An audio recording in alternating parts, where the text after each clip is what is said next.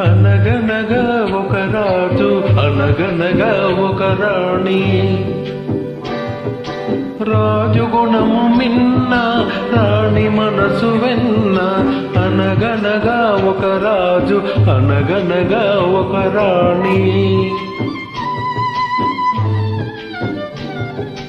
కొడుకులతో పాటు రాజు కుక్కను పెంచి ప్రేమయనే పాలు పోసి పెంపు చేసెను.